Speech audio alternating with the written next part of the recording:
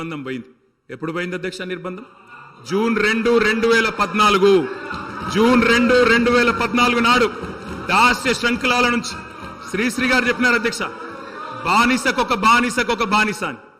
దరిద్రం ఏంటంటే అధ్యక్ష, దరిద్రం ఏంటంటే గతంలో మనల్ని పీడించిన వాళ్ళు పోయినారు, కానీ వాళ్ళ పేర్లు తలుచుకునే వాళ్ళు ఇంకా అక్కడే ఉన్నారు అధ్యక్ష. అది బానిసకొక బానిసకొక బానిస అంటే కదా అధ్యక్ష. అధ్యక్ష ఇంకొక మాట చెప్పాలి అధ్యక్ష.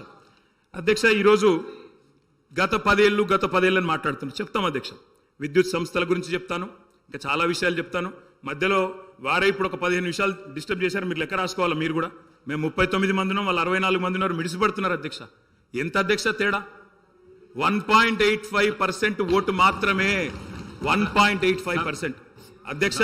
ఈ రకమైన మిడిసిపాటు మంచిది కాదు. గౌరవ కేటీఆర్ గారు, సబ్జెక్ట్ డీవియేషన్ కాకుండా నేనేం అవ్వలేదు సార్, ఆయన చెప్పిన దానికే చెప్తున్నా.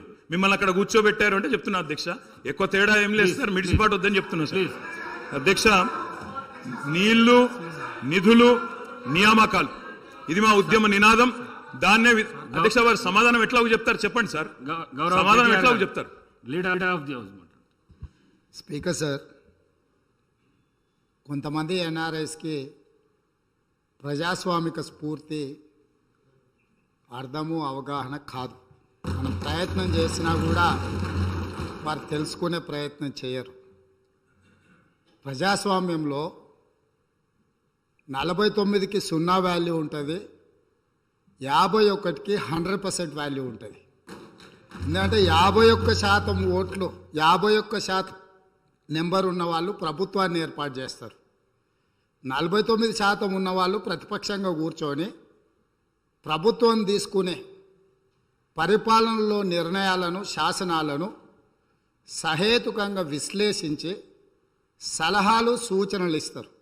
సలహాలు, సూచనలు ఒకవేళ ప్రభుత్వము పెడచెవిన పెడితే నిరసనలు, ధర్నాలు, రాస్తారోకలు చేస్తారు.